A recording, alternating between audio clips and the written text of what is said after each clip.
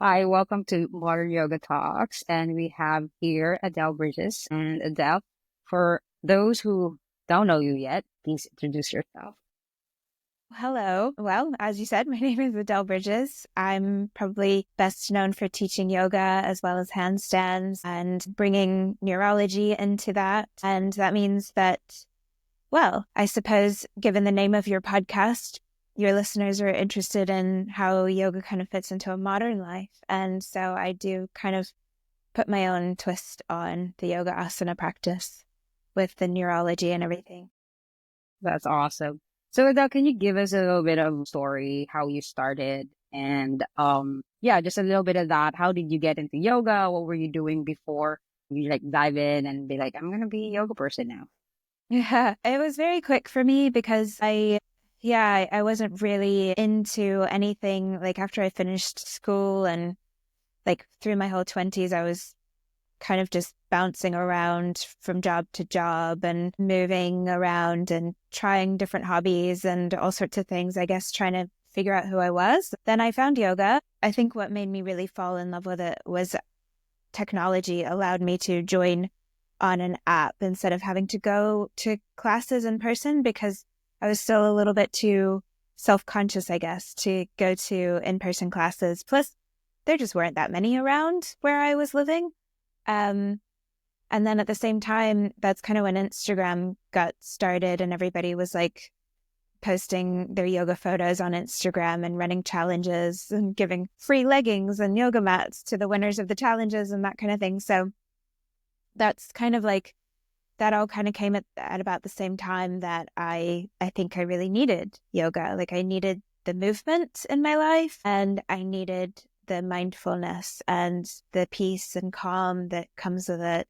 And so once all those stars aligned, it really kind of took off. And it was only about a year after I started practicing yoga that a bunch of things happened in my life that meant that I needed to make several really big changes. And so it just kind of fell into place, really, that I went to India, did my yoga teacher training, and started teaching after that.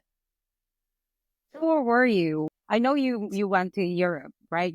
I kind of read a little bit, but where were you living and what was life like for you? Were you always been like a movement person or you were like totally different path and then just switch gears? But yeah, so I was living in the UK, same place I'm living now, um, and in a small city, but I've always been quite athletic and drawn to movement of various sorts and sports and that sort of thing. I was a gymnast as a child. I did cheerleading in high school, swimming. But like I said, I think kind of between when I left school at 18 and when I found yoga, there was a good like 10 years of like in my piece mostly where like I just kind of dabbled in lots of things. And so I think in that time, looking back, the way I see it is that I had also kind of forgotten how much I loved movement and particularly challenging movement, movement that like made my muscles burn and everything. So even though I was a gymnast as a child, I think I had really forgotten like how good it feels to build strength, to do those uncomfortable things. So it was, in a way, I guess it was kind of bringing myself back to like the best parts of my childhood in a way. I understand that. And 20s, that's when we like figure shit out and like, you know, Absolutely. hey, I got married early in the 20s. I was like, okay, I'm done with that. I'm not doing that again. So, you know, so those are the things that we do when, when we're in our Yeah. 20s. Yeah, it's so funny. Yeah, I'm going to be 40 this year and everybody in their 40s says like, "Oh, your 40s are even better than your 30s." And I say that to people in their 20s because oh my goodness, your 30s are just so much better than your 20s. So I'm like, "All right, let's go You're 40." ready. You're ready. You're ready. Yeah. Yeah, I'm already there. So I'll be 41 this coming April, but I don't really feel any different. I feel like sometimes I feel like I've been feeling like an 80-year-old for most of my life. But then there's the side of me like, okay, I'm always just a 10 years old, you know? That's it, So, isn't it? Yeah, like age really is just a number because I yes, forget I how old I agree. am all the time. Yeah. Yeah, I agree with that. So when you started, you were practicing and then you like, you know what, I want to teach. So when you started teaching, I'm guessing you started teaching in person. So what was your experience teaching in person? Were you teaching in the UK when you started teaching, or were you in the States? No, I only had a little blip living back in the US. I what happened was I did my yoga teacher training just because I loved yoga and I had been made redundant at my job. My landlord told me he wanted to sell the house and was like, you need to move out. I got dumped by the guy that I was madly in love with. And so that's why I thought, I'll go to India, do my yoga teacher training because I love yoga and why not? India sounds cool. I never really thought that I would make a career out of teaching yoga, but I was so kind of lost because these three things happened in such a short span of time. And I just didn't, I was just kind of like reeling from like getting dumped and having my heart broken and not having a job anymore and everything. The only reason that I started teaching was because like like the first few classes that I taught were right after I finished my teacher training because people could see because of my background in gymnastics, I could do like arm balances and, drop back to wheel and handstands and all of this kind of stuff really easily. Um, and I think people assumed that I had like been practicing yoga for a really long time and that I must be a really good teacher because I can do all this stuff. But actually I didn't know how to teach that stuff. Like it was just stuff that I knew how to do from childhood. But at the time I didn't appreciate that. I was just like, people want to learn this stuff. I guess I'll teach them. And so I, again, like the way I see it when I look back is I just kept on teaching because people kept asking me to teach. And my Instagram was getting bigger and bigger. And so it was like, it was always just kind of like more being a people pleaser than anything else. Cause teaching is really hard. It's really, really hard to do. I don't think anybody realizes just how hard teaching yoga is until they do it themselves. So I was just like, this is hard. I don't like it. I don't want to do it for like 2.5 years or something. But it was just kind of like, but people keep asking me to teach. And there was some enjoyment in it, obviously, like and I think that it was a big challenge for me that I wanted to be able to rise to. Like I thought, I know I can be good at this, I just need to keep working on it. I think deep down I knew that. And yeah, like when I went back to the UK after traveling for a bit, I picked up some classes and I think I just did it almost on autopilot, just like, well, I've got a teaching certificate now and there's a couple of studios that have asked me to teach, so I guess I'll teach. But I still wasn't thinking about doing it like as a full-time job or making a career out of it. I just didn't know what else to do with my life. And See that as, go ahead, go ahead. no, you go ahead. No, I think I see that as, I think a lot of us experience that in our lives where we don't know where we're going. But the truth is, in the back of that head or journey, there's something that's guiding you. And it's like deep inside of you that's just like, all right, this is where you're going. Even though in the forefront, you're like, I don't know, we'll do this. So that kind of thing. And I'm sorry about the getting that. That resonated with me so much because I was in the same place when I took my teacher training. I took my teacher training. It was actually my way of like figuring out myself. So my relationship then was shaky. And then I was like, all right, I'm making a decision to like use this path to build my relationship. And while I was in my teacher training, I got dumped hardcore through text, like Oh my across the world. gosh. I know. What? I was like, what the fuck? And I was, so I feel that like strong. Yeah. So, so yeah, I feel that a lot. But as far as like teaching, I agree. Like people don't realize how much energy it is to teach.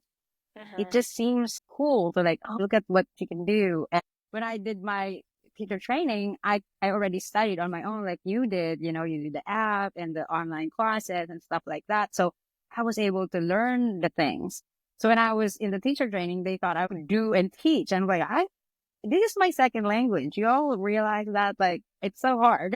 Yeah, I I have had no clue. endless respect for people who can cue in their second language, or I've even been to classes where people, it's like mixed and they'll cue Mm. in two different languages back to back. It blows my mind. Wow. Yeah. Yeah.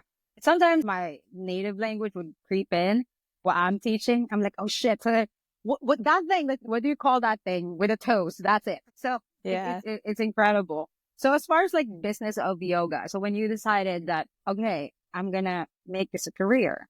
So did that start when like that light bulb come in and you're like, okay, I'm going to do this, online, like, digitally? How did you set that up for yourself? Like, was there like a structured way that you did that? Like, how did you manage that to get to where you are now? Well, the online thing came later, like with everybody else. I started teaching online when the pandemic hit. Prior to that, my business model was just, for the most part, like apart from like the odd like affiliate link referral code, um The free things. Yeah, kickbacks. yeah, yeah. Yeah. Yeah, like sharing codes or whatever on Instagram with my audience. Like my main business was just teaching workshops, so I was traveling around all over the place, barely at home. Well, I did it completely nomadic for almost 2 years, and then I got a flat in London, but I was barely there. Um and because I was just going all over the world to teach workshops. And that was, I think that kind of happened mainly because early in my yoga teaching, like I hadn't even been teaching for a year. And I had a mentor who, that was the structure that they used of traveling around and teaching workshops. And I was able to kind of, yeah, do something similar because my Instagram was growing. And so there were people all over the world wanting to learn from me. Um, so that's what kind of like built up my more international audience. And then when the pandemic hit, um, You took off. yeah, I moved my business online. I mean, I moved my workshops online is what I mean to say. And that was a big aha moment for me because I remember I just taught like a 60-minute class and I had like 3,000 people from all over the No world. I mean, way. it was like, March 2020, right? Like, and everybody was kind of like so excited about, let's just do everything online now. Like we weren't like exhausted by COVID. It was still when everybody was kind of excited about like, oh, I don't have to go to work anymore and that kind of stuff. Um, the numbers dwindled quickly, like as you That's can imagine, crazy. I got more and goosebumps. more Like, just instructors 3,000. were moving their business online and everything. But it was like, wow, like I don't need to travel around the world. I can just have people come to me through their computer. And so then, and especially because then I then went in early 2021 to Florida, thinking that I would be staying with my sister for like a month or two. And so it just made sense. I was like, well, I'm just in this sort of temporary thing. So I'll just do as many things online as I can. And then that like 2 or 3 months that I thought I was going to be in Florida turned into 3.5 years because Florida is a very sticky place. I got stuck Yeah. there. The humidity made me. Yes, I'm here. So like, I know exactly what you mean.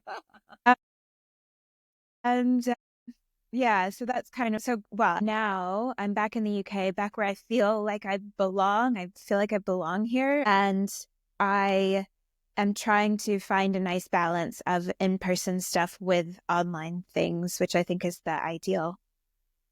So right now you're a mix of online and in person. Is that Yeah. correct?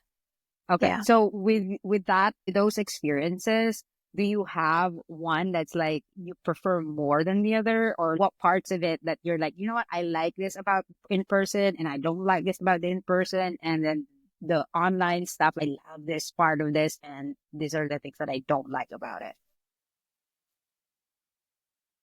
I don't know if I've ever thought of it like that way in terms of like the things that I like or don't like. It's because I guess I've been doing them both now for so long that I just get on with it. Nothing really feels, I'm used to it. Like with online, I'm used to teaching for a camera. And I just kind of imagine people that I've worked with. Maybe they've been my student in some classes, in-person classes before. So I'll have like specific people in mind, and I just imagine that they're in the room with me doing the flow with me. That's kind of, yeah, that's a little tip that I give to other yoga teachers when they're starting off teaching just for a camera, because it can be a little bit weird, but I'm so used to it now. So I just like, I've got my flow prepared. Like that's another thing that's a big difference. I could talk about the differences between in-person and online, but Okay. I wouldn't say that I have a problem with one or the other. Yeah. Um, like with online, I prepare my classes in full before I even hit the record button. Whereas in person, I can kind of just have a rough idea of what I want to do. But then, you get to read the room. You get to see where people are at, what they're struggling with. Like if you think that, oh, they're definitely going to need a break, but after I do like 10 reps of this, and you're looking at them going like, no, they want more. You can just keep going, right? Like, and it's just very, very different. I like that. I like what you share there because that is very true. Like the in person, you have this real time reaction, right? So you can switch gears or, just kind of feel it. But with online, it's more like, okay, this is the structure in my head and this is what I'm going to do and this is it, right? So there's that preparation. And also you can pause or like re-record when in Yes. real time you're like, okay, there's no re-recording this shit. We're gonna go through this. So that is a very, very true. So I'm guessing you have already developed like your multiple income streams. Is that correct? Or Yeah. Yeah. I've got retreats, I've got my teacher training, I've got my online community, and like, yeah, little bits and bobs here and there. Yeah. I would so say it's, what would be your tip? If you have any like advice to people in like, someone that's like, hey, I want to do this and try and transition to this kind of business. So what advice would you give to our audience that are listening? well, I can only base it on my own personal experience, but I definitely think one thing that helped me was that I when I first got started, well, like after I was made redundant in the UK, if you're made redundant, um you get like a severance package. So I was paid like 3 months salary for nothing because they made me redundant. So I had that, and like my grandmother had just died in the sale of her house. I got like a little bit in her will. So I had like a little cushion. Like it wasn't much, but it meant that I felt a level of comfort about having a reduced income at the start.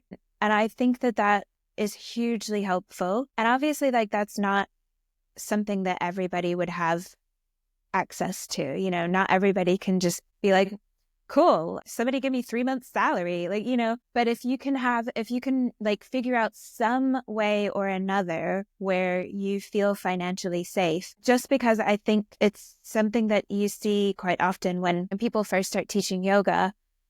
They are hustling their butts off and they're running around from studio to studio, private client to private client. They're exhausted and and then they end up like this robot just going on autopilot in their classes. And I've seen it so many times, like you can tell when you go to a yoga teacher's class and it's just like, inhale, warrior one, exhale, warrior two. Like I've had teachers like that. Like they just sit there and it's like they're not even there. It's like they're taking a nap and they're just on autopilot, which is like, I'm not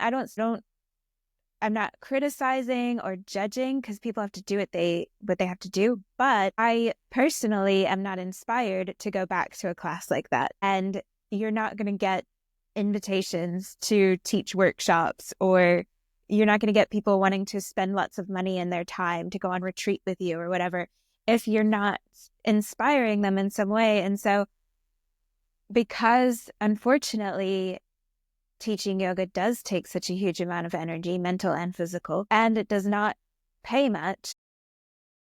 No, It does seem to me that for most people, if you've got some other form of income, whether that means you're working some little part-time job, that's another thing that I did at the start. I worked a part-time job just for the local council. I got paid minimum wage. It was like 15 hours a week, but it was just enough to cover my rent. And it meant that I thought, okay, at least I know that my rent is paid. And then what I make from teaching yoga can go towards like my bills and my food. So like, I think, yeah, for sure, just having some sort of like other income or other cushion of money somewhere can really, really help, because then you can like put more of yourself into the teaching and continuing to learn, and like being able to stay after class and listen to the feedback from your students and take questions from your students, because like that's so enlightening to hear somebody ask, like the number of times somebody has asked a question to me and I'm just like, what, are you serious?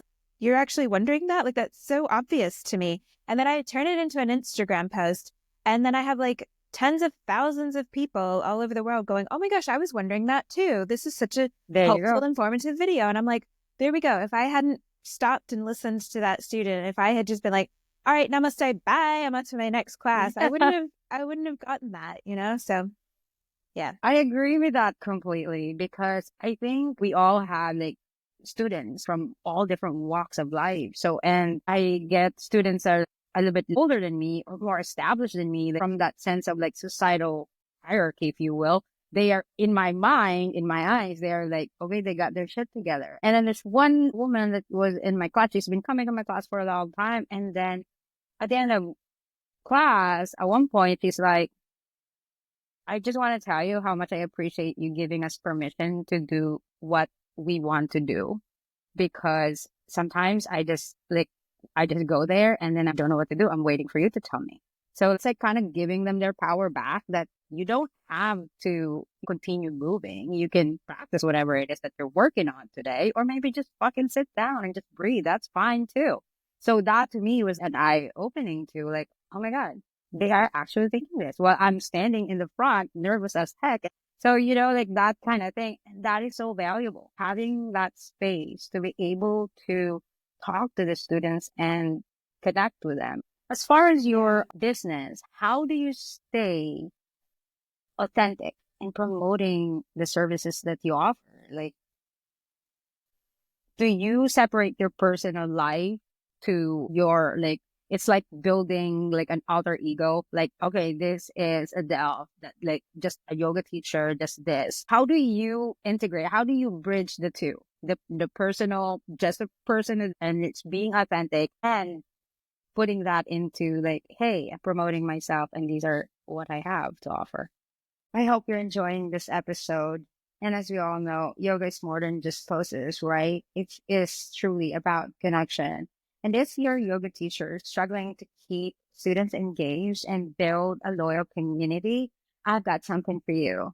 You can grab my free guide, 3 tips to pack your classes, and learn how to create a welcoming space, guide flows with confidence, and leave a lasting impact that keeps students coming back. You can get it now at 3stepyoga.julesadulo.com and start teaching with more connection and ease. Now back to the episode. Uh, I think that, well, I've always just based what I teach on my personal practice. So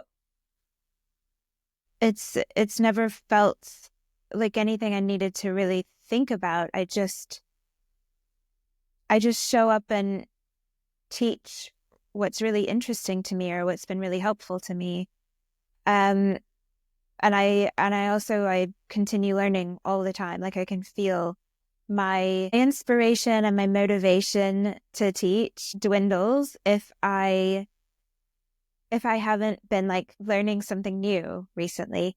Um, and I think also, I mean, as the years have gone by, something that I think at least my social media algorithm has fed me a lot of videos where amazing creators have shared like, their fails or their cellulite or their wrinkles or their, when they've messed up, their mistakes, all of these kinds of things. And that together with what yoga gives me, like I like to, I know that it's been helpful for me to see other people being totally authentic. And so I also like to just show people what it looks like to be like no bullshit, no facades. I mean, it's like you said earlier, like you have this perception that there's certain people that come to your classes that have their shit together. But it's like actually nobody has their shit together. Nobody has their shit together. Everybody's just making it up as they go along. And I like to talk about that, you know? I like to just share.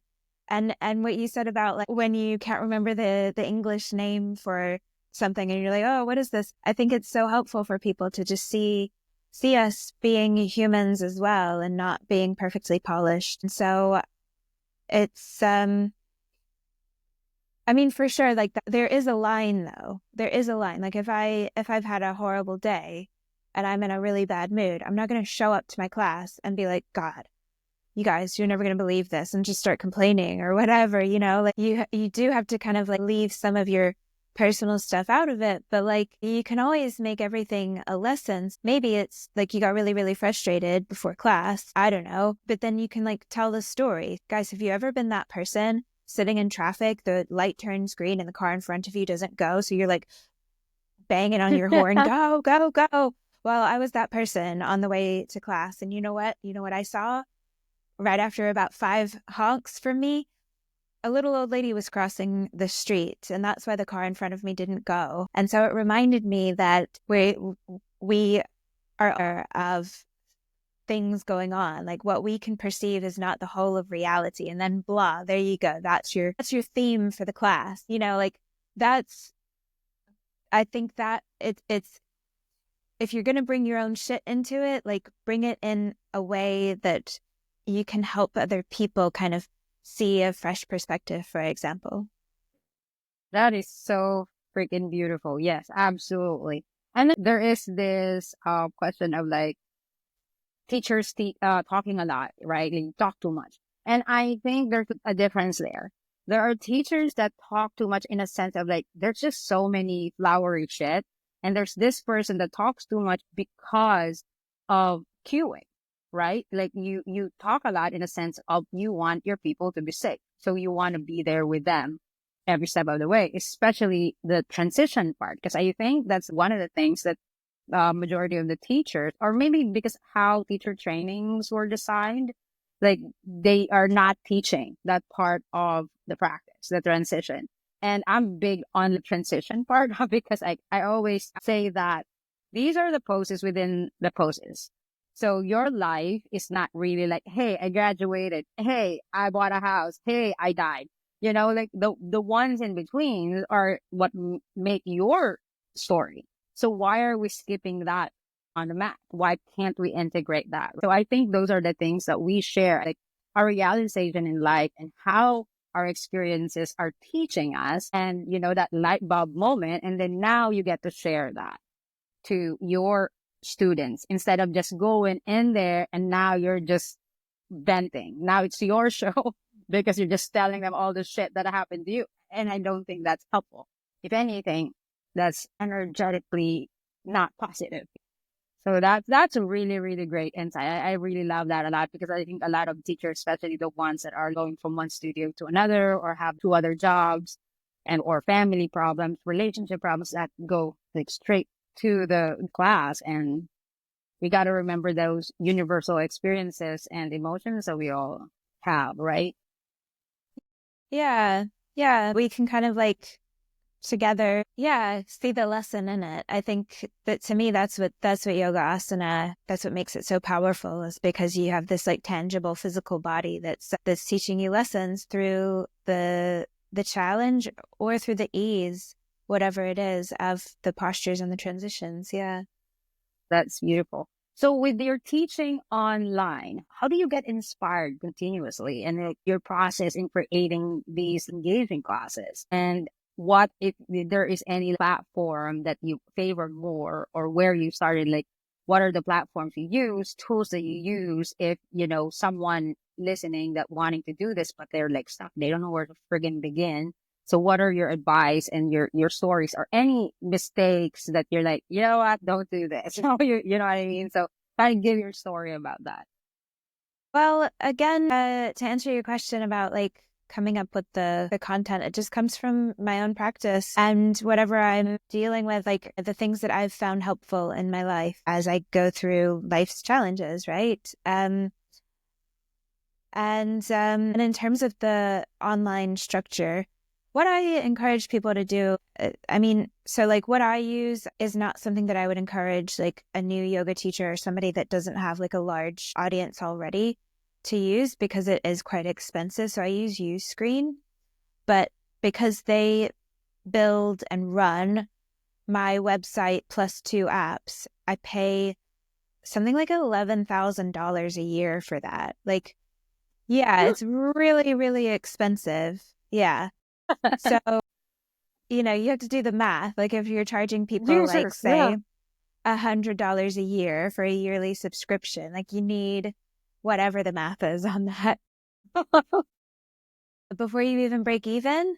So that's not, so like a lot of times I say that because a lot of times people say like, oh, I love your website. Like what are you using? And I'm just like, I don't think you're going to want to just start off with this.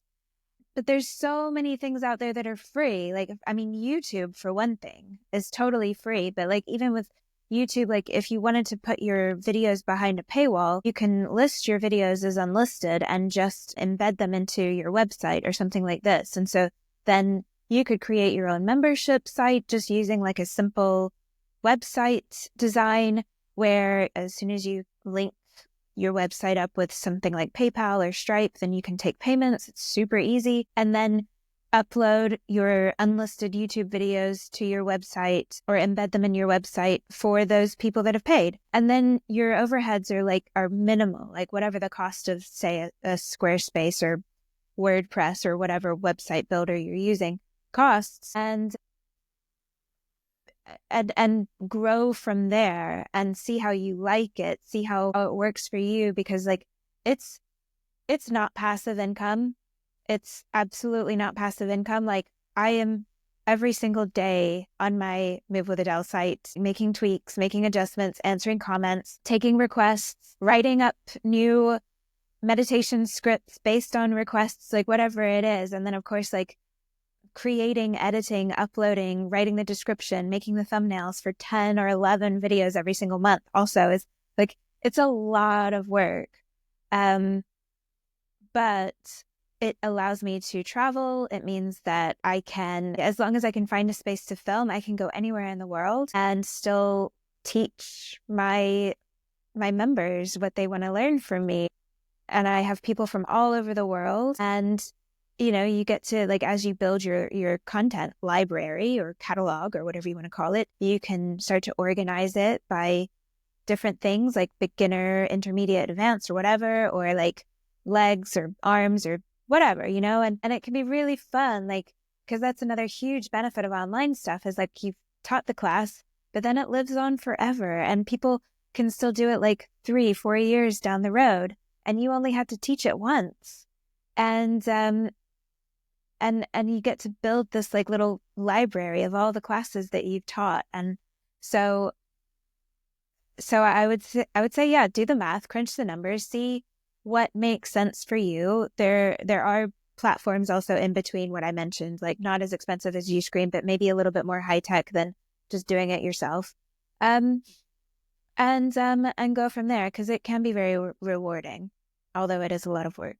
It is. And as far as like creating content, recording, and all that process, do you have any advice for people that are starting out, like things that they should make sure of, they should like avoid, or what is any, especially those little details that like people overlook because they're like focusing so much on like how they want to copy somebody or how the result should be? Do you mean in terms of like actual setup of like? Yeah, like any, yeah, for filming, yeah. I mean, there's so many things, to be honest. Like, it was such a huge learning curve for me. For years, I was like still learning little lessons. And I did, because like the people who have been through my teacher training, I've invited them to create videos, online classes for Move with Adele, my app, and I recorded a call with a couple of them where I went through all of those little things, and it was 45 minutes long. Mm. Just I say that just so that we don't make this podcast like ridiculously long. There's so many little things. But I mean, So two I things suppose that you like want to make sure of. the most basic thing is make sure that it's well lit and you've got a good microphone so that people can see you and people can hear you. Those are the two most important things. Awesome. Awesome. So the most asked and debated yoga and social media. What's your take on that? Is it a distraction or is it like connection for you? What's your opinion on that? For me, it's always been a huge source of inspiration and motivation and community. I have never understood why anybody would think that you like shouldn't be on social media for yoga. Like yoga literally means union. It means connection. And yes, the social media companies have turned into these giant monsters that take our data and sell, give us endless ads. And I have zero respect for Mark Zuckerberg and these other tech bros. What they have done with these platforms is just disgusting. But they still, even to this day, at the time of this recording, who knows what will happen next week.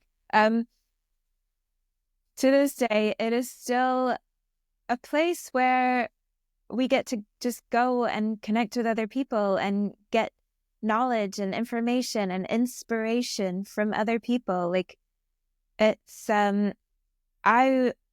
I would be miserable. I would be undoubtedly still just working some job that isn't me, that doesn't fulfill me, that just pays the bills.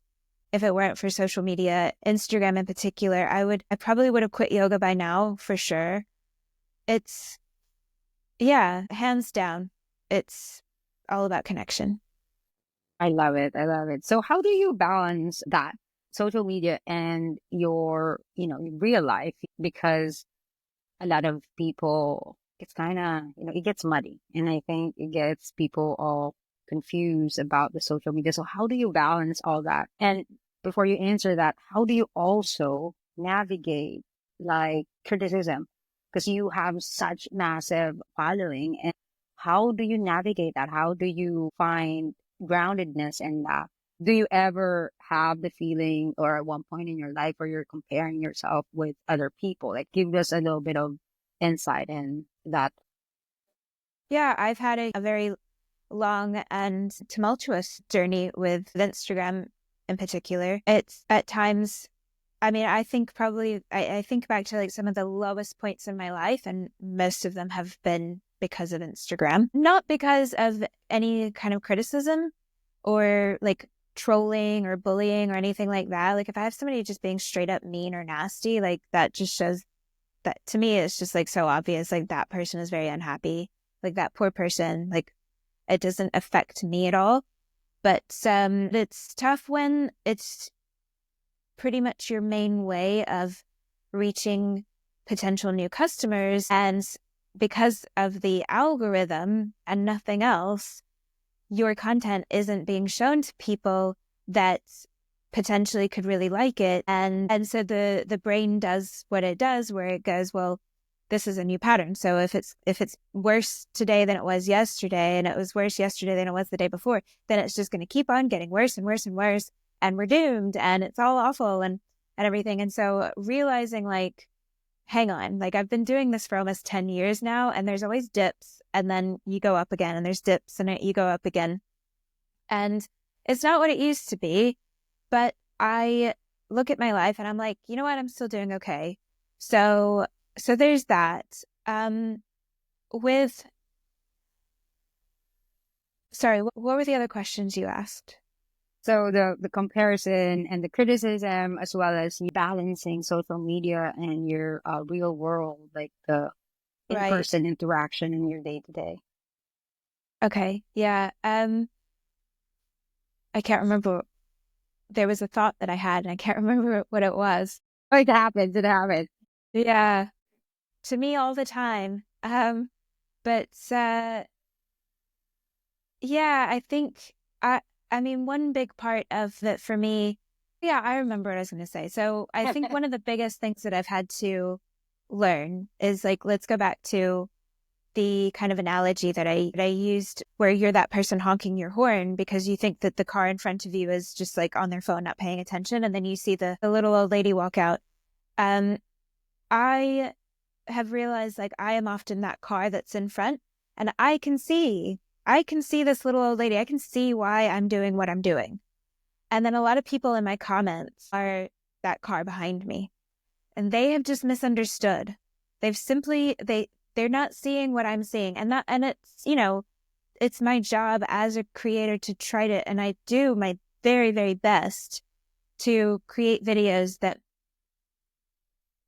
are very clear, you know, with no obstruction so people can see the full picture. Inevitably, especially like the more viral a video goes, the more people that see it, people don't read every piece of every word that's in the video. They don't read the full caption. And then they're in the comments telling you how wrong you are. And you're like, yeah, but I kind of talked about that, but you just didn't watch the whole video, did you? Or whatever. So I think like that's been one of the biggest things for me is just recognizing like people are never going to see exactly the vision that I see. And people are always going to see my content how they are in their life right now. You know, I mean, that's like, it's also like, that's a huge thing now. I feel like for the last like year and a half since October 7th, and what's happening in Gaza kicked off, and then the politics of the United States and everything. Like I feel like it's put everybody on edge. Like most people are viewing my content about like handstands or mobility from the point of view of like with a brain full of all of this really scary, horrendous news. They are literally not going to see the content that I make in the same way as if they were oblivious to all of that kind of stuff. And I have to keep on reminding myself not to take it personally if people don't like my content because they're not in the headspace to learn about like being more mobile or whatever. So I think, yeah, don't take things personally, basically, is what I'm getting at. Yeah, I get that, and that's absolutely correct. I think a lot of people, when you're in a place of not liking yourself or the consumption of information is always negative, I think people neglect that a lot. But that is consumption. This is just like fucking eating your Cheetos. You know, these are the things, and then it will consume you. So now it affects how you view things, and that's a losing battle for me. Like, you don't have to waste your energy on those because you have these other group of people that actually resonate with what you're offering. So that's really beautiful. And as far as your teaching style, and I've always loved how you teach and the mobility you bring to it. You inspire a lot of teachers, including myself. And how do you stay creative in this art of sequencing that you do? And what's the method? And just kind of give us a little bit of like inside view of how Adele processes her art of sequencing. Well, I have an online course on it and it's like 20 Okay. hours. So just to Please. kind of give you an idea, like if I were to fully answer that question, yeah. But I think just in a nutshell, like what I like my number one tool is first first of all, you have to be mindful enough to be aware of like what your habitual movements are. Like how do you typically move like from this posture to the next? What feels familiar to you? What feels easy? What feels like a habit? And then you just do anything but that. You just find something that feels unfamiliar. Find something that you're like, I don't know if I've ever done that before. And then it's different and you're getting the benefits of that novelty, moving in a new way, feeling a different sensation. So that's really all it is. I mean, the rest of my course is just giving kind of tools to get out of your habits in different ways, but that's basically it. I love that. I love that. And people like take that as like a massive thing. People don't realize like it could be like the small things, like just like the thinking of like, where do you feel the weight on your feet the most? Yes. Start from there. Just that. Just as simple as that. Like, Yeah. just be aware. Just imagine your foot right now. Like, just stand on one foot and then see where are you, those kind of things. Very simple. And you can even do that while you're waiting for your food at the restaurant. Mhm. Like, just things, very simple things. So yeah, I don't want to spoil your course because you have a course on that. So if anyone wants to like learn more, Adele has a course for that. And this interviews go by so fast, and I want to get a little bit more from you here. Sure. So how do you find balance from being a content creator, a businesswoman, a yoga teacher, and then your personal life, and being able to ground yourself and be able to continuously give the same amount of massive energy that you give in your offerings? Well, listen, I'm going to be real with you. I have never wanted to be a mother, and I am happily child free. I don't have a Me husband. I too. don't have pets. I have plants. And anybody with plants will know you water them a couple times a month. So that's always what I like to say first, because I have noticed often people with like 3 kids and 2 dogs and husband or whatever, and some husbands are like basically a third kid, right?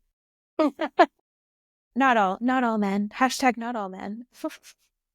But yeah, and I'm like, don't you dare compare yourself to me. Like you're like spending a, a quarter or a half of your day like running like one kid to football practice and the other kid to piano lessons, and like of course you're not going to get as much done as me.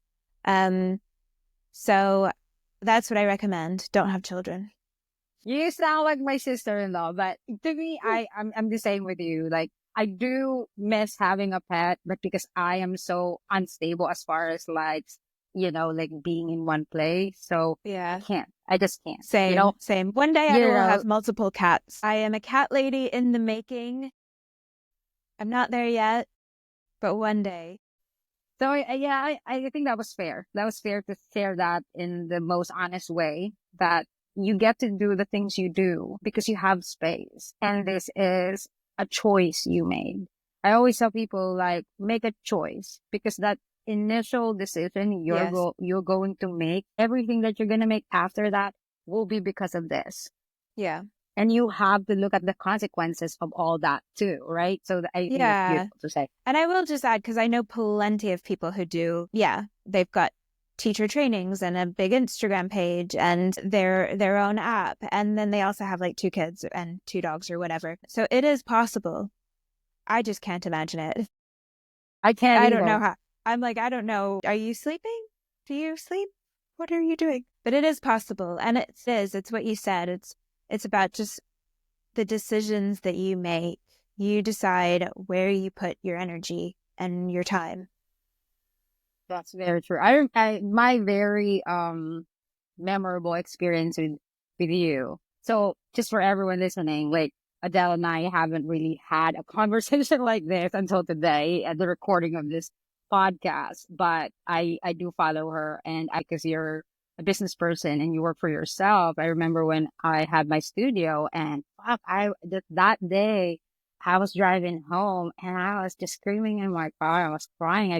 I was exhausted, but I feel like I did not accomplish anything. And then you posted kind of in that realm that day. So like, I sent you a message and I was like, thank you for posting that. Now I feel a little bit seen. And then you sent me like a sweet voice message, and you said like, I'm going to cry. No, I'm not going to cry. You just said basically like, Jules, I see you're doing great and keep going. And that kind of inspiration, like the depth of that, is just powerful. And I think majority of us, we don't really see our power and how much we inspire other people. But those little things, to me at least personally, that's meaningful to me, and I hold that dearly. So thank you for that thing. Have a little Yeah. teary eye. Good thing my camera is not that great. Oh, But anyway, that's really, really nice. So I want to give you a little bit of time to share your offerings and tell people what you got going on. I'm going to include everything Adele has on the description. Adele, say your last things. Thank you. So I guess Instagram's where my biggest audience is, and that's where I'm most active. And I've also got a YouTube channel. So both of those are just my name, Adele Bridges. My online membership is yoga classes and workouts and meditations and a mixture of things. MoveWithAdele.com. And then I also do once a year at the moment a functional neurology for yoga teacher training where I teach yoga teachers how to bring neurology into their teachings. And I'm running like regular handstand retreats as well. And you can find Awesome. all of that on my website, adellebridges.com. So if you just Google Adele Bridges, you'll find it. She's up there. So everyone find Adele, art of sequencing. That is very, very interesting to me. So I am also busy myself, but I'm going to try and get on that thing because she's amazing. If you haven't been following her on Instagram, I don't know why not, but hey, we all find the teachers that we like, but try to look her up and see what you got going on. Adele, thank you so much for giving me your Thank time you, and energy. Jules. I really appreciate it. And I hope we get to do this down the road again. I And would love thank you for that. being here. Thank you. Cheers. That's a wrap for this episode. And thanks again for tuning in. And if you enjoy the conversation, make sure you show your appreciation. Follow us here, rate us, leave a review here on Spotify. It really helps the show grow. And if you want to keep the conversation going, you can connect with Modern Yoga Talks on Instagram and YouTube. And again, big thanks to our wonderful guest for being on the show. Check the description for offerings and ways to connect with our beautiful guests. Thanks again.